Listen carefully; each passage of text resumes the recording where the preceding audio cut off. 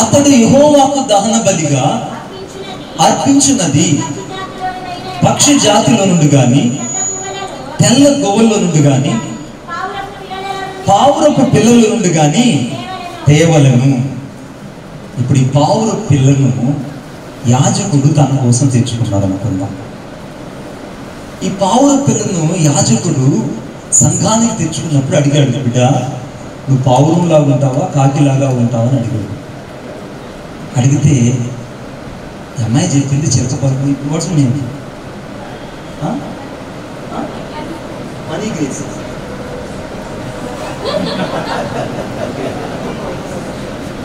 Money బాబు, Mani Grace. Good name, wonderful name.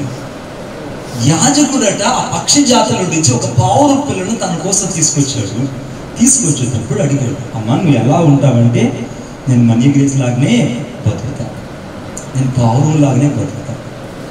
వచ్చేటప్పుడు పరిచర్యకు వచ్చిన సంఘానికి వచ్చిన సంఘంలో ఉన్న విశ్వాసాన్ని నీవు ఎటువంటి దృక్పథంతో దేవుని పరిచర్యకి రావాలంటే నీ జీవితంలో ఎంత శ్రమనైనా నా దేవుని కోసం అనుభవించడానికి సిద్ధపడాలి. ఆమేన్. నా సంఘం కోసం నేను సాక్రిఫైస్ చేయగలగాలి, నా సేవకుల కోసం నేను సాక్రిఫైస్ చేయగలగాలి, నా సంఘం కోసం నేను కన్నీరు కార్చగలగాలి, నా సంఘం కోసం నేను నా జీవితం అంతా కూడా ప్రాణార్పణంగా నేను పోయబడాలి అన్న దృక్పథం లేక మొదట నువ్వు రావాలి. ఇప్పుడు ఈ పౌరు అనుకున్న దృక్పథం ఏంటంటే నా బ్రతుకంతా ఇంకా దేవుని కోసమే. ఆమేన్. అమ్మాయి వాడింది, స్టామినాతో బాగా వాడింది. నేను ఉండాలేదయ్యా, నేను బతకాలేదయ్యా, ఉంటే నీ కోసమే, చావైతే నాకు లాభం అయ్యా. అటువంటి తీర్మానంతో సంఘంలోకి వచ్చింది. యాజకుడు ఆ యొక్క పావురాన్ని ప్రేమించి తన దగ్గరికి తీసుకొచ్చాడు. ఆమేన్. తన దగ్గర కంటే ఆ బలిపీఠము దగ్గరకు ఈ యొక్క పావురాన్ని తీసుకొచ్చాడు. సంఘానికి వస్తున్న నీవు బలిపీఠము దగ్గరకు వస్తున్నావు అన్న విషయాన్ని మొదట నువ్వు గుర్తించాలి. నా సేవకుడు ఒక యాజకుడు, నా సేవకుడు దేవుని చేత లేదా దేవుని ఆత్మ చేత నడిపించబడుతున్న వ్యక్తి, నా సేవకుడు శ్రమల ద్వారా సువార్తను ప్రబలం చేసిన వ్యక్తి, నా సేవకుడు శ్రమల ద్వారా దేవుని యొక్క రక్షణ కార్యాన్ని వెల్లడి చేసిన వ్యక్తి, నా సేవకుడు బంధకాలలో కూడా క్రీస్తు సువార్తను లేదా రాజ్యాన్ని కట్టడానికి ప్రతిష్ఠించుకున్న వ్యక్తి అని మొదట నువ్వు పావురమై గ్రహించాలి. ఆమేన్. అందుకే నేను ఆ 3 విషయాలు చూపించాను. ఇప్పుడు అమ్మాయికి గ్రహింపు వచ్చింది ఏంటంటే నా సేవకుడు శ్రమల్లో కూడా పరిపూర్ణత లేక నన్ను తీసుకురాగలడు. ఆమేన్. ఏం చేశాడంట సేవకుడు? ఆ బలిపీఠం యొద్దకు దాన్ని తీసుకుని రావలెను. చదువుదామా 15వ వచనం. యాజకుడు బలిపీఠం దగ్గరకు దాన్ని తీసుకుని వచ్చి అని రాయబడింది. మీరు బాగా గమనించండి. ఇప్పుడు ఇది ఎక్కడి నుంచి తీసుకురాబడింది? సమాజంలో నుండి, అనగా సంఘములో నుండి ఇది ఎక్కడికి రాబడింది? బలిపీఠం దగ్గరకు ఈ పావురం వచ్చింది. ఒకప్పుడు ఎక్కడున్నది? మీ మధ్యలోనే కూర్చొని ఉన్నది, మీతో పాటే ఉన్నది, మీతో పాటు ఒక కామన్ లేడీగా, కామన్ పర్సన్ గా ఉన్నది. కానీ కామన్ పర్సన్ ను పరిశుద్ధాత్మ దేవుడు కోరుకున్నాడు. ఆమేన్. చెప్పండి గట్టిగా. ఈ కామన్ పర్సన్ ఇప్పుడు అక్కడి నుంచి ఎక్కడికి వచ్చింది బిడ్డ? చెప్పాలి గట్టిగా. మరి నీకు తనకి ఎంత దూరం ఉంది? ఇదే నువ్వు గ్రహించాల్సింది. ఏర్పాటు చేయబడిన వ్యక్తి ఏమో బలిపీఠానికి సమీపంగా ఉంటాడు, ప్రత్యేకించబడిన వ్యక్తి ఏమో బలిపీఠం దగ్గర ఉంటాడు, ప్రతిష్ఠించబడిన వ్యక్తి ఎప్పుడు బలిపీఠం దగ్గర ఉంటాడు. ప్రతిష్ఠిత లేని వాళ్ళ బలిపీఠం కావాలనుకుంటారు. వాళ్ళ ప్రతిష్ఠిత ఉండదు. They can't be in sacrifice of the Lord and they can't be submitted in their life to the hand of God. దేవుని వారి హృదయాన్ని ఎవరు సమర్పించుకోరు, ప్రతిష్ఠించుకోరు, తమను తాము సజీవ యాగంగా దేవునికి అప్పగించుకోరు. అందరిలో ఏమొస్తుంది? అమ్మో నేను కూడా అక్కడికి వెళ్ళితే బాగుంది అనుకుంటారు. ఆమేన్. ఇక్కడ రావాలంటే ధన్యత ఉండాలా, ధన్యత లేకుండా వస్తారా? చెప్పాలి గట్టిగా. ఇప్పుడు ఈ పావురము ధన్యతతో కూడిందా, ధన్యత లేదు కూడిందా? మరి నీకు ఈ పావురానికి ఉన్న తేడా ఏంటి? ఈరోజు నువ్వు ధన్యత కలిగిన వ్యక్తి అయితే నువ్వు బలిపీఠం దగ్గరే ఉండేదానివి, నీ సంఘంలో అన్ని విషయాలు పట్టించుకునేదానివి, నీ సంఘంలో సేవ గురించి ఆలోచించేవాడివి, నీ సంఘంలో ఉన్న ప్రతి శ్రమను గురించి నువ్వు ఆలోచించే వ్యక్తివి. But is so far away from altar to your family. బలిపీఠానికి నీకు ఎంత దూరం ఉందంటే అంత దూరం ఉంది కాదు. సేవకు దూరం ఉంది, పరిచర్యకు దూరం ఉంది, సేవకునికి నీకు మధ్య సంభాషణలో దూరం ఉంది, వ్యక్తిగతంగా దూరం ఉన్నావు, ఆలోచనలో దూరం ఉన్నావు, సాంఘికంగా దూరం ఉన్నావు, సమాజంగా దూరం ఉన్నావు, అన్నిట్లో నువ్వు ప్రత్యేకించబడ్డం లేదు. నేనేమన్నాను ఈ రాత్రి? You are so unmingled in this world. నువ్వు భూ సంబంధమైన వాడితో మిళితమైపోయావు. నువ్వు ఉండవలసిన స్థలం ఇది, కానీ ఉండవలసిన స్థలమేమో అక్కడ పోతున్నావు. నీకు ఎంతమంది బోధ చేయాలి? ఎన్నిసార్లు నీకు బోధించాలి? ఎంతవరకు నీ సేవకుడు ప్రసవ వేదన కలిగి ఒకనాటి ప్రసవ వేదన సరిపోదు. ఒకనాటి ప్రసవ వేదన అందుకు సరిపోతున్నానంటే సరిపోదు. నేను అర్థం చేసుకోగలను. ఇప్పుడు ఆలోచన ఎలా ఉంటుంది, దైవజనుడి ఆలోచన నాకు తెలుసు. ఎందుకంటే ఆ లీస్ట్ స్టేజ్ నుంచి నేను వచ్చాను. అయ్యో ఆంప్లిఫైర్లో వర్షం పడి కూడా అది పనిచేస్తుందో పనిచేయదు, what the problem? But no brother, the amplifier is working. Amen. Everything is working. Shall we wanted all these things and substitute to you? Why? Because మన దేవుడు మనల్ని సిగ్గుపరచడు. ఆమేన్. ఇప్పుడు ఆలోచించాల్సింది, నువ్వు కూర్చున్న స్థలంలో సంఘంలో ఉన్నావా, లేకుంటే నీ స్థలం మారి బలిపీఠం దగ్గర ఉన్నావా అనేది ఆలోచించాలి. రెండవది, యాజకుడు యొద్దకు దాన్ని తీసుకొని వచ్చాడు అన్నాడు. ఇప్పుడు యాజకుని చేతిలోకి ఈ యొక్క పావురము ఒదిగిపోయినట్టు నిజంగా నీ సంఘానికి నువ్వు లోబడి ఒదిగిపోతున్నావా? నా వైపు చూడాలి అందరూ. నా వైపు చూస్తేనే మీకు అర్థమవుతుంది. నిజంగా నువ్వు నీ సంఘానికి పరిపూర్ణంగా లోబడుతున్నావా? అమ్మ ఈరోజు ప్రత్యేకమైన ఫోటో అమ్మ రాని అందరిని పిలిచాడు. కొంతమంది నిర్లక్ష్యం చేశారు, కొంతమంది వచ్చారు. వచ్చిన వాళ్ళు కూడా వర్షం పడింది ఇంకేం జరుగుతుంది అనుకుంటున్నారు. No no no, God has something plan about of you. Amen. దేవునికి ఒక ఉద్దేశం ఉంది. ఎవరైతే దేవుని సంఘంలో ఒదిగిపోతారో, ఎవరైతే సేవకుని చేతిలో ఒదిగిపోతారో, ఎవరైతే సంఘం యొక్క ప్రత్యక్షతలోకి వస్తారో, ఎవరైతే సేవకుని యొక్క దర్శనంలోనికి మిళితమైపోతారో వారు మాత్రమే బలిపీఠం దగ్గరికి వచ్చేస్తారు. ఆమేన్. ఇప్పుడు సేవకునికి పౌరం దగ్గరగా ఉందా, దూరంగా ఉందా? రెండు సేవకులు నువ్వు దూరం ఉన్నావా, దగ్గరకు ఉన్నావా? నిన్నేమన్నా? నీ ఆలోచనలు దూరం ఉన్నావు, కానుక ఇవ్వడంలో దూరం ఉన్నావు, ప్రార్థించడంలో దూరం ఉన్నావు, వ్యక్తిగతంగా దూరం ఉన్నావు, సంఘ పరిచర్యకు దూరం ఉన్నావు, సంఘంలో కార్యక్రమంలో దూరం ఉన్నావు. ఆదివారం మాత్రమే కనపడతావు. Just go and come to the visitor of the showing. నీకు బయట వ్యక్తి పెద్ద తేడా లేకుండా పోయింది. You are showing off means ఏంటి? తెలుగులో ఏమంటారు? షోయింగ్ మీన్స్ ఏమంటారు బిడ్డ? ప్రదర్శన. ఆదివారం మాత్రం ప్రదర్శించబడతాం. షోయింగ్ మీన్స్ ప్రదర్శించబడతాం. Look at the only appearance that I have only Sunday people. ఆదివారం మాత్రమే కనబడే విశ్వాసం ఉన్నావా, లేకపోతే ప్రతిరోజు దేవుని దగ్గర దేవుని సన్నిధిలో సేవకులతో కనబడే వ్యక్తి ఉన్నావా? మూడవ ప్రశ్న. ఇప్పుడు యాజకుడు బలిపీఠం దగ్గరికి ఈ పావురాన్ని తీసుకుని వచ్చి దాని తలను మొదట తుంచేశాడు. తలని ఏం చేశాడు? చెప్పాలి గట్టిగా. తల ఇప్పుడు ఈ పావురాన్ని సేవకునికి మొదట ఏం కావాలి అంటే, విశ్వాస యొక్క తల సేవకునికి కావాలి. ఈ తలలో పాప సంబంధమైన ఆలోచనలు నీలో ఉన్నాయని దేవునికి తెలుసు. కాబట్టి మొదట నీ జీవితాన్ని దేవునికి ఇవ్వు. యాజకుడికి నీ తల ఇవ్వకుండా నువ్వు సంఘంలో శిరస్సుగా ఉండలేవు. శిరస్సు అయిన దేవుని నువ్వు అంటుకోలేవు. శిరస్సు అయిన దేవుని కేంద్ర బిందువుగా చేసుకోలేదు. శిరస్సు అయిన దేవునితో యొక్క ముఖాముఖిగా ముఖ దర్శనం చేయలేదు. అందుకే ఈ పావుడు యొక్క తలను మొదట సేవకుడు ఏం చేశాడు? అమ్మ నాన్న మీరు భయపడగాకండి, ఇప్పుడు బాగున్నాను. సేవకుడు ఈ యొక్క పావురు యొక్క తలను మొదట తుంచి వేశాడు. ఇప్పుడు ఈ పావురానికి ఏమి లేదు? తల లేదు. తల లేదు పావురు ఎందుకు పనుకోతాం సంఘానికంటే? అవును, నువ్వు బలిపీఠం దగ్గరికి ఎప్పుడైతే వస్తావో నీకు లోక సంబంధమైన ఆలోచనలన్నీ చచ్చిపోవాలి. ఆమేన్ చెప్పండి గట్టిగా. శరీరాశలన్నీ చచ్చిపోవాలి, నేత్రాశలన్నీ చచ్చిపోవాలి, జీవముడమ్మని చచ్చిపోవాలి. నేను అనే అహము ఇప్పుడు ఈ యొక్క పావురంలో లేదు. నీలో పాస్టర్ నేను అందరిని గుర్తిస్తాను, నన్ను గుర్తించట్లేదు, నాకు అందుకే నీ మీద బాధ. పాస్టర్ అందరిని నువ్వు గుర్తిస్తావు కానీ నన్ను గుర్తించట్లేదు అంటే, నిన్ను గుర్తించలేకపోవడానికి కారణం ఏంటంటే నీకు నీ శిరస్సు అన్నది బలిపీఠం దగ్గర తుంచబడలేదు. అందుకే నేను అహం చావలేదు, అందుకే నువ్వు ప్రత్యేకించబడడం లేదు, అందుకే దేవుడికి నీ జీవితాన్ని అప్పగించుకోవట్లేదు, అందుకే దేవుడి వరకు నువ్వు సపరేటెడ్ పర్సన్ గా మార్చబడడం లేదు. చిన్నదానికి అలుగుతావు, పెద్దదానికి అలుగుతావు, పెద్దదానికి విసుకుంటావు, రమ్మంటే రావు, దేవుని మాట తిరస్కరిస్తావు, సంఘం మాట తృణీకరిస్తావు, సిస్టర్స్ మీటింగ్స్ రావు, సేవకుల మీటింగ్ రావు, దేనికి రావు? నన్ను గుర్తించలేదు. ఏరా అటువంటి వాళ్ళు ఎవరు అని అంటే తల తుంచబడని. అది తల తుంచబడిందా సంఘంలో? నీ అహం తుంచబడిందా? సేవకుల దగ్గర నిజంగా నీకు తగ్గింపు స్వభావం ఉందా? అందుకే నేనే నా సేవకుల మాటను రూఢీపరచువాడు. Just I should be an ugly that may submit to the word. దేవుడు మాత్రం సేవకుల మాట రూఢీపరచగలడు. సేవకుని కాదు నువ్వు ఏమీ చేయలేవు. ఒకవేళ సేవకుని కాదు నువ్వు ఏది చేసినా నీ జీవితంలో అభివృద్ధిని చూడలేవు.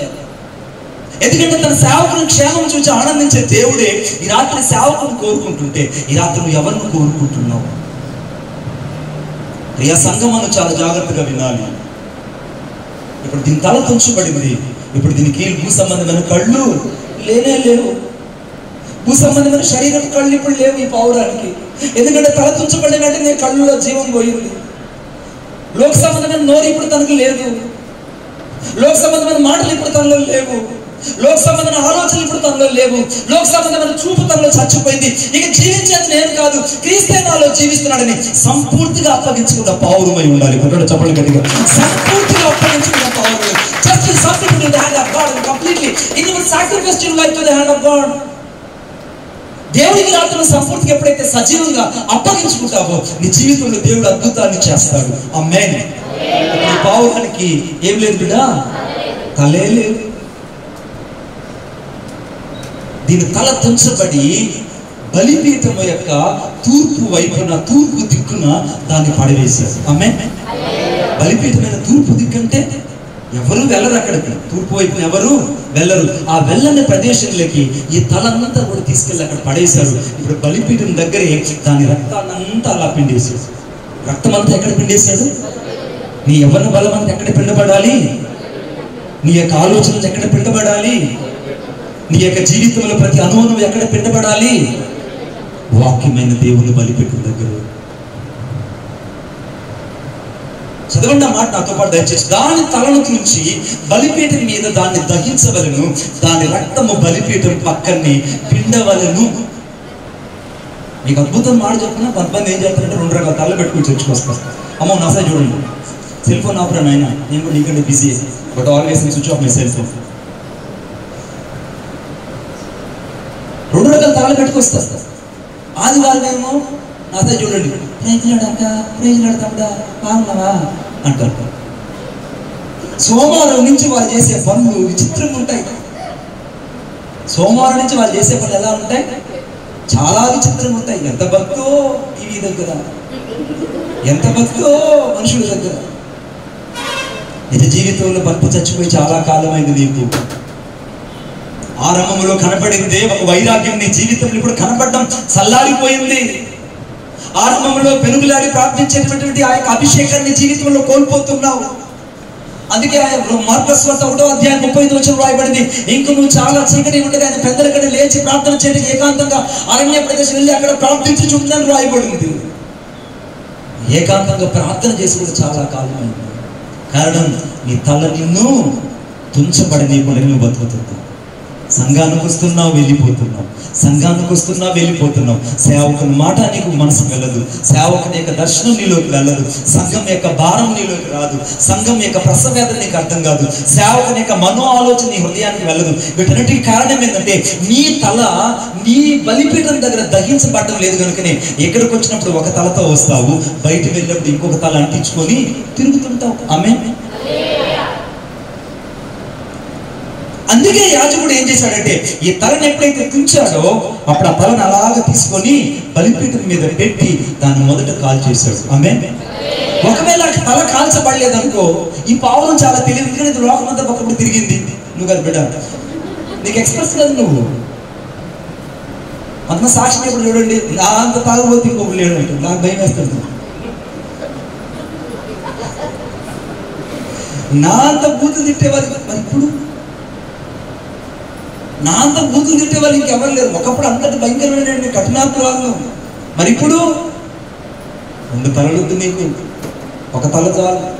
ఆ తల కూడా బలిపీఠం దగ్గర అర్పించబడిన తల ఉండాలి, దహించబడిన అనుభవంలో ఉండాలి. నీ రక్తం అంతయు, నీ జీవితంలో ప్రతిదీ కూడా నీ సంఘములోనే ప్రాణార్పణంగా పోయబడాలి. ఒకటి చెప్పాలి గట్టిగా, ఇంకా గట్టిగా. అవునా? నీ సంఘములోనే నువ్వు ప్రాణార్పణముగా పోయబడాలి. ఎప్పుడైతే నీలో ఉన్న సమస్తము నీ సంఘం మీద నువ్వు ప్రోక్షించబడతావో అప్పుడు నువ్వు రూపాంతరం చెందుతావు. అందుకే రోమిలో పత్రిక 12వ అధ్యాయం 1వ వచనం రాయబడింది, మీరు సజీవ యాగంగా మీ శరీరములు ఆయనకి సమర్పించుకొని మీరు బతిమాలుకుంటున్నారు. ఇలాగ మీరు రూపాంతరం చెందాలి. You will be transformed as like to the Jesus Christ. You shall be transformed as like to the Jesus Christ. యేసుక్రీస్తు ప్రభు యొక్క రూపాంతరం ఎవరిలోకి వస్తుందంటే బలిపీఠం దగ్గర దహించబడిన అనుభవంలో ఉన్న వారికి వస్తుంది. ఆమేన్. రెండవది, వారి యొక్క రక్తమంతయు సంఘములోనే వారి జీవితమైన, జీవమైన, సంపాదన అయిన, ఖ్యాతి అయిన, ఘనత అయిన తన సంఘం కొరకు అర్పించుకునే వారి దేవుడికి కావాలి. ఆమేన్. నీలో ఏ ఘనత ఉండకూడదు, ఏ ఆలోచన నీలో ఉండకూడదు, ఏ ఖ్యాతి నీలో ఉండకూడదు.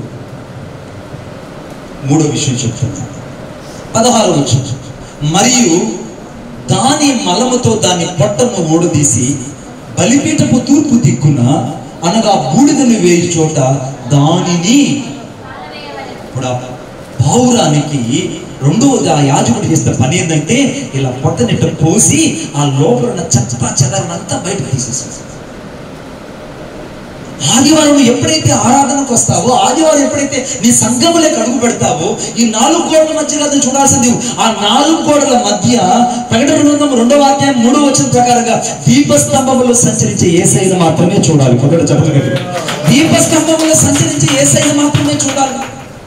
ఆ 2వ వచనంలో ఎప్పుడైతే 2వ అధ్యాయం 2వ వచనం ప్రకటన గ్రంథంలో దీపస్తంభములో సంచరించే దేవుడిని ఎప్పుడైతే యోహాను చూచాడో ఒక ప్రత్యక్షతను పొందుకోగలిగాడు.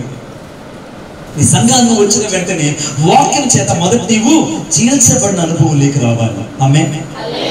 చీల్చబడ్డం అంటే, ఈరోజు పాస్టరు నా గురించే చెప్పాడు, అన్నకి పోయిన వారం నేను అటు కనపడ్డాను కదా, అందుకే అలా చెప్పాడు.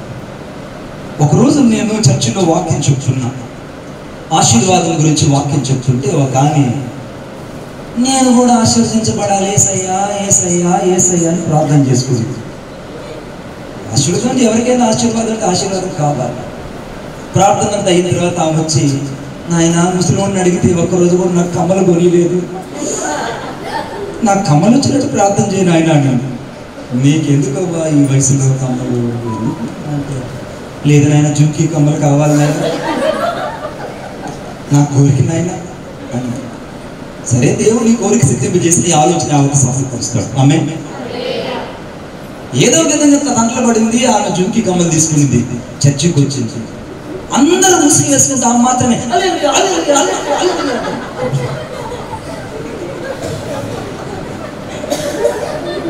అందరూ ముసుగు వేసుకుని వాక్యం వింటుంటే ఆమె మాత్రమే అలెలుయా అలెలుయా అలెలుయా అంటుంది. ఏంటంటే ఆమె లోలాకులు ఎగురుతుంటే అందరూ చూడాలి. ఆహా, ఆ రుతమ్మ చెవులు చూడడం ఎట్లా ఊగుతున్నాయి, ఉయ్యాలు ఊగినట్టు ఊగుతున్నాయమ్మా, చెట్ల మీద కోతులు ఊగుతుంటాయే అట్లా ఊగుతున్నాయి చూడమ్మా అని చెప్పి అందరు కనబడాలని ప్రదర్శించుకుంది.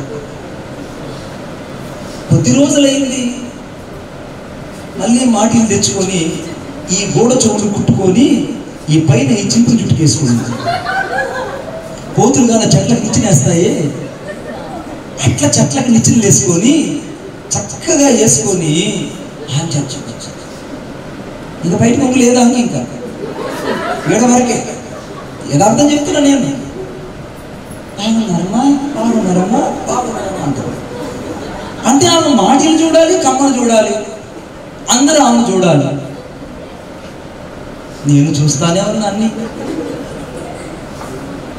ఇక కొద్ది రోజుల తర్వాత ఆమె ఏం చేసిందంటే పై 3వ అంతస్తు కుట్టుకొని, అంటే మొదటి అంతస్తు మధ్యలో ఒకసారి కుట్టుకునేది, 3వ అంతస్తు కుట్టుకొని ఎక్కడి నుంచి మాటి తీసుకెళ్ళి పైన తగిలించింది. 3 అంతస్తులు ఫిల్ అయిపోయినాయి. ఇక ఆనందానికి అవతలు లేవు. దేవుడు నన్ను ఆశీర్వదించాడు ఆయన, దేవుడు నన్ను దీవించాడు ఆయన అని చెప్తుంది. ఒకరోజు ఆమె అందరూ ప్రార్థనకు వస్తే నేను ప్రార్థిస్తాను, Lord, I should be learn something lesson from Jehovah.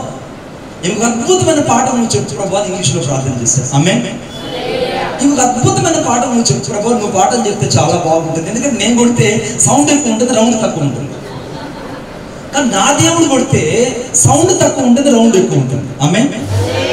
అందుకే పాస్టర్ లేదు నేను చేసే బతుకు పని ఏంటంటే ఏసై చూసుకుంటాడులే అమ్మా అని చెప్తాం. ఏం చెప్తాం? ఆ స్థితి మీకు రాకుండా కాక. ఆమేన్.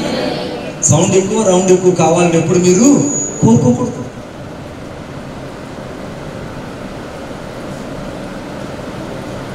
ఒకరోజు హౌస్ విజిటింగ్కి వెళ్ళి ఆ ఇంట్లో పెద్ద ఆయన తెచ్చి నాకు టీ ఇస్తున్నాడు. ఆయన తెచ్చి నీళ్ళు తెచ్చిచ్చాడు. కదా అవేది అని అన్నా. లోపలిలే అని అన్నాడు. ఏమైంది అవ్వ, ఏమైంది అని అంటే లోపల ఉందిలే నువ్వు దాని నీళ్ళు అన్నాడు. సరే నీళ్లు తాగాను. ఆయనే కాఫీ తీసుకొచ్చి ఇచ్చారు. వద్దులే దాదా అన్నా కూడా తాగయ్యా నీకోసం తీసుకొచ్చారు. అయ్యా అవ్వేదంటే అవ్వకత్త నీకు ఎందుకులే అయ్యా నువ్వు తాగన్నా. ఏమైందని అంటే ఏం లేదయ్యా, ముస్లింది మన జాతరకి వెళ్ళింది. ఆ జాతరలో తిరుగుతా ఉండింది. ఎవడో దొంగోడు ఆమెను చూశాడు. ఆ సందులో మళ్ళించుకొని కాలం వేసి తొక్కి ఆ చెవులో నుంచి లాగేస్తుంటే నాయనా నాయనా లాగద్దు నాయనా ఇచ్చేస్తా నా కూడా వదలకుండా లాగేశాడు. అయ్యా ఎక్కడ చెవులు తెగిపోయాయి. ఈ పక్క 3 కుట్లు, ఈ పక్క 3 కుట్లు లోపల ఉంది అన్నాడు. ఆహా ఇప్పుడు నేను చూడాల్సిందే, ఇప్పుడు నేను ఖచ్చితంగా ఆమెని చూడాలి అని లోపలికి వెళ్ళి దూతావా బాగున్నావా అనగానే స్తోత్రం నాయనా యేసయ్యా నీకు వందనాలయ్యా అంటుంది. ఇన్ని రోజులు చెప్పలా నాకు వందనాలు, ఇన్ని రోజులు స్తోత్రం చెప్పలా. దొంగోడు కాలవలేసి తొక్కి ఎక్కడెక్కడ లాగేటప్పుడు చెప్పింది స్తోత్రం. అంటే కొంతమంది బోధలకి లోబడరు, బాధలు అనుమతించబడినప్పుడు బోధ అర్థమవుతుంది. ఆమేన్. సంఘములో సేవకుడు బోధ చేసేటప్పుడు they can't be against that word of God, but they will be comes to some tribulations in life, they will be learn something from the God. కొన్ని శ్రమలు వారి జీవితంలో అనుమతించబడినప్పుడు మాత్రమే వారికి అర్థమవుతుంది ఆ బోధ విలువ. ఆమేన్. రెండో స్థితి భయంకరంగా ఉంది మొదటి స్థితి కంటే కూడా. అడిగాను చూతావా ఇప్పుడు ఎక్కడ వేసుకుంటా కమ్మలు, ఇప్పుడు ఎక్కడ వేసుకుంటా అంటే నాయన ఇక్కడ 2 కుట్లు, పైన 2 కుట్లు, ఆ పైన 2 కుట్లు, మొత్తం 6 కుట్లు నాయన. జీవితంలో వేసుకున్నాయన, జీవితంలో వేసుకున్నాయన.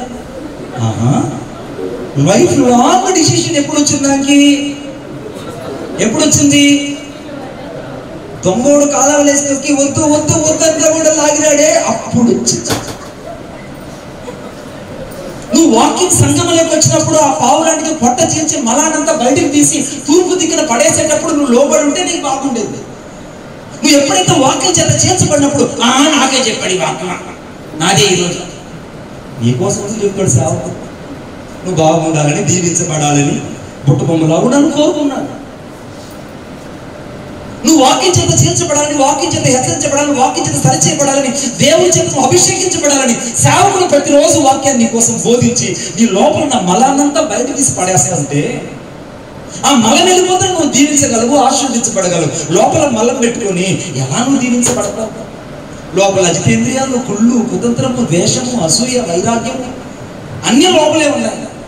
వాక్యం చేత చేర్చబడితే కోపం, వాక్యం కఠినంగా చెప్తే కోపం, వాక్యం లోతుకెళ్తే కోపం, వాక్యం గురించి చెప్తే కోపం, సమయం ఎక్కువైతే నీకు బాధ.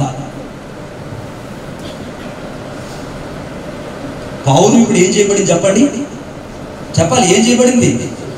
మందిరంలో ఏ పాటగా పాట చేర్చబడింది. ఎప్పుడైనా సేవకుడు వాక్యం అందిస్తున్నప్పుడు నీ హృదయంలో పొడవబడిన అనుభవం ఉందా? ఎన్నోసార్లు దేవుడిని పొడిచాడు, హృదయంలో పొడిచి నేను సరిచేయాలని ఇష్టపడ్డాడు. కానీ నీవు మాత్రం మంద చెవులు కలిగే వరకే నీకు ఈ రాత్రి అనేకమైన బాధలు కలుగుతున్నాయి. You have to face some of the problems in your life because you rejected the word of God and through your servant, through your church. నీ సంఘంలోని సేవకు ద్వారా పలికిన ప్రతి మాటను నువ్వు నిరర్థకం చేశావు కనుకనే నీకు ఇన్ని గాయాలు అయ్యాయి. ఈ గాయాలు నీ ఎంతకు నువ్వు తెచ్చుకున్నావు?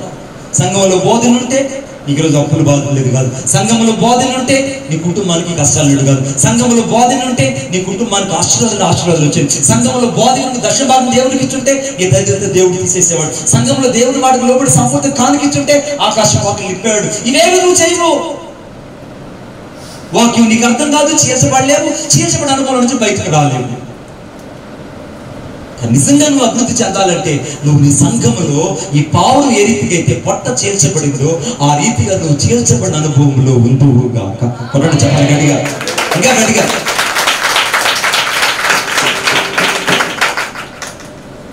పదిహేడు వచ్చింది.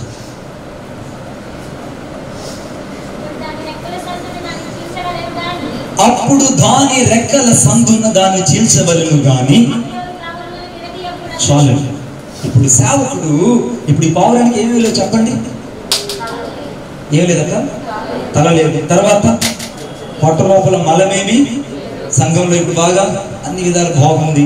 ఇప్పుడు సేవకుడు ఏం చేశాడు? మూడవదిగా దాని చేతులు వెనకకి విడిచివేశాడు. చేతులు ఏం చేశారు? చేతులు ఏం చేశాయి సేవకుడికి? సంఘములోకి రాగానే నీ చేతులు సంఘములో ఉన్నటువంటి నాయకత్వానికి, సంఘంలో ఉన్న కాపరికి నీ చేతులు అప్పగించబడాలి. ఎందుకంటే ఇది పావురం కనుక దీని చేతులు విరవబడకుంటే, దీని చేతులు విరవబడుకుంటే ఇది రెక్కలు చాపి ఆ చర్చికి ఒక వారం, ఈ చర్చికి వారం ఎగురుకుంటూ పోతున్నా. ఇటు బడి ఎక్కలే. ఆ చర్చికి ఒక వారం, ఈ చర్చికి వారం ఎగురుకుంటూ వెళ్ళిపోతుంది. ఎగురుకుంటూ పోతుంది. వాళ్ళు చూపించి ఎగురుకుంటూ పో. నీ పొడవు కంటే మించిన ఋషి మీ కావడం. ఎగురుకుంటూ వచ్చేసింది. ఈ వారం ఈ చర్చిలో, ఆ వారం అక్కడ, ఈ వారం టీవీలో, ఈ వారం అక్కడ, ఈ వారం అక్కడ. నీ రెక్కలు విడవబడింది వాస్తవమైతే నీ సంఘంలో నీ సాక్ష్యాన్ని కాపాడుకునే వ్యక్తివి, నీ సంఘంలో నీ సేవను కట్టుకునే వ్యక్తివి, నీ సంఘంలో నీ సేవకు యొక్క మాటలు ఇదే చూపించి నీ రెక్కలు విడవబడలేదు. నీ రెక్కలు విరవబడలేదు కనుక ఎక్కడో కడుగు అక్కడ కడుగు. అందుకే ఆ పావురానికి ఆ సేవకుడు మొదట ఏం చేశాడు? ఆ చేతులు రెండు విరిచేసాడు. రెక్కల సందున దానిని విడదీసేసాడు. ఇక పావురానికి రెక్కలు లేవు. ఇప్పుడు ఎగిరిపోబిడ్డ, ఎగురు చూద్దాం, ఎగురమని చూద్దాం.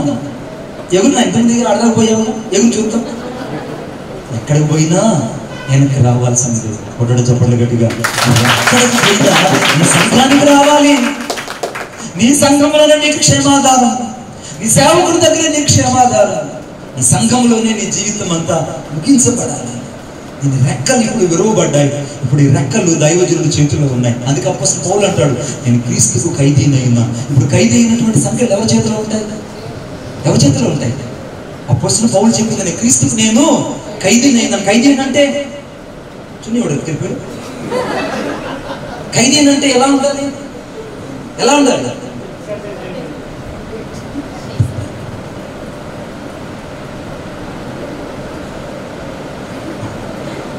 ఖైదీ అంటే ఇది ఖైదీ అంటే. ఇక యేసయ్య ఎక్కడికి వెళ్తే ఈ విశ్వాసం అక్కడికే వస్తాడు. కొట్టడు చెప్పండి గట్టిగా. యేసయ్య ఖైదీ అంటే ఆయన చుట్టూ తిరగడమే, ఆయన అనుసరించి నడవడమే. తన సొంత ఆలోచనలు పనిచేయట్లేదు, సొంత ప్రయత్నాలు పనిచేయట్లేదు, సొంత ఆలోచన లేదు, సొంత లక్షణాలు లేవు, స్వభావం ఇంకేదీ లేదు. పాత స్వభావం అంతా క్రీస్తులో అనుమతించబడింది, కొట్టివేయటం. ఇక జీవించే తను కాదు, క్రీస్తుని జీవిస్తున్నాడు. అందుకే నేను క్రీస్తుకు ఖైదీ ఉన్నాను. ఖైదీ అంటే ఇక అనుమతి ఇంకేమీ లేదు. ఆయన ఏం చెప్తే తినడం. సంఘానికి లోబడే జీవితం, సంఘానికి విధేయ చూపించే జీవితం, సంఘ క్రమానికి లోబడే జీవితం, సంఘంలో సేవకుని మాటను అర్థం చేసుకునే జీవితం కేవలం రెక్కలు విరవబడిన పావురానికి మాత్రమే ఉంటాయి. కొట్టండి చెప్పండి. రెక్కలు విరవబడిన పావురానికి మాత్రమే. ఇప్పుడు ఈ పావురానికి రెక్కలు విరవబడ్డాయి. ఇది ఏ ఆలోచన లేదు, క్రీస్తు ఆధీనంలోకి వచ్చేసింది. తనకంటూ సొంత ఆలోచనలు ఏమీ లేవు. సంఘ క్రమానికి లోబడిపోయింది. తనకంటూ సొంత ఉద్దేశాలు లేవు. దేవుని సేవకు లోబడిపోయింది. తనకంటూ సొంత నిర్ణయాలు లేవు. దేవుని పరిచర్యకు అప్పగించబడింది. తనకంటూ సొంత లక్షణాలు లేవు. దేవుని చిత్తానికి లోబడిపోయింది. ఇక పావురం అంటుంది, ఇక జీవించేది నేను కాదు, క్రీస్తే నాలో జీవిస్తున్నాడని చెప్పగలుగుతుంది. కొట్టడు చెప్పగలుగుతుంది. ఇక జీవించేది నేను కాదు, క్రీస్తే నాలో జీవించుచున్నాడు. సేవకుడు దీని చేతులు విరిచాడు. తర్వాత ఈ బలిపీఠం ఎద్దుకు ఈ పావురాన్ని తీసుకొచ్చి ఒక్కసారిగా పైకెత్తి ఆ బలిపీఠం యొక్క నిప్పుల మీద దాన్ని పెట్టి వేశారు. బలిపీఠం మీద అగ్ని మండుతుంది. ఇది దహన బలిగా సంపూర్తిగా తను తాను అప్పగించుకుంది. ఈ కాలిపోవడం ప్రారంభించబడింది.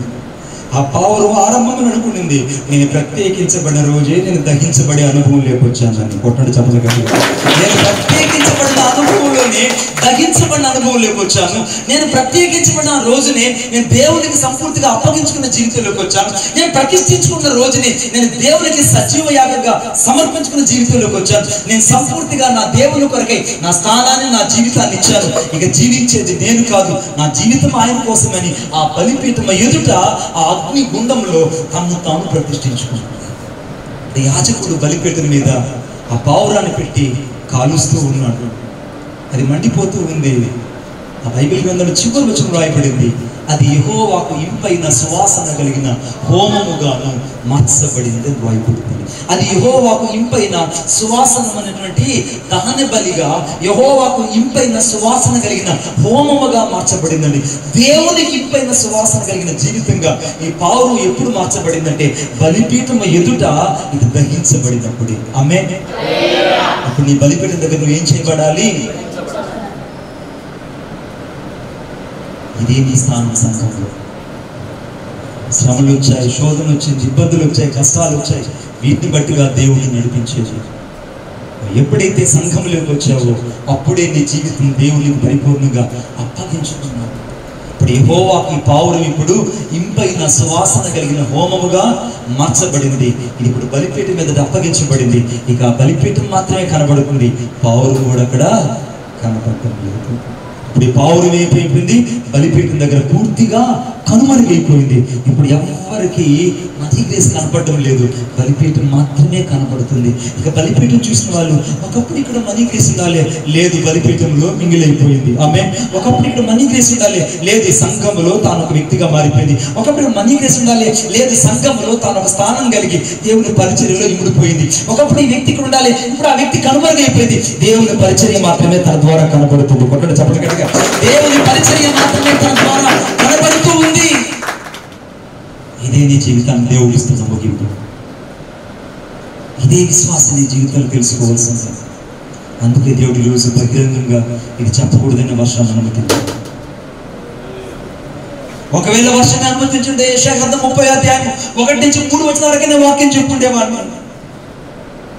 But God has changed everything better, but you will through your life of the sacrifice.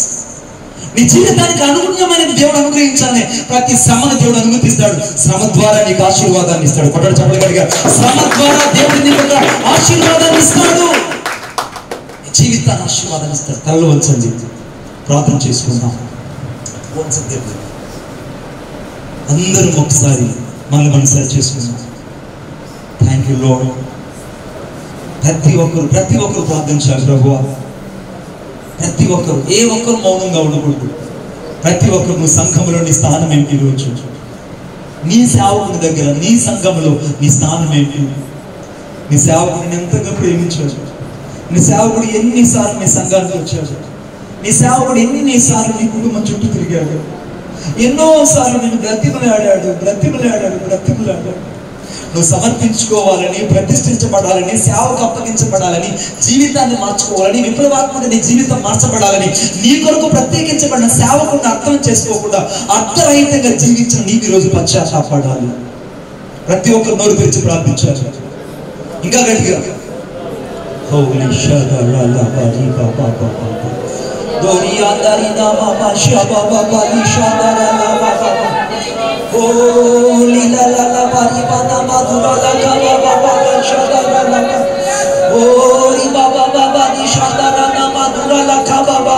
ప్రభువానికి వందనాలు, స్తోత్రాలు చెల్లిస్తున్నాను. ప్రభు ఈ సమయంలో ప్రభు ప్రతి ఒక్కరిని మీరు దర్శించమని ప్రార్థన చేస్తున్నాను.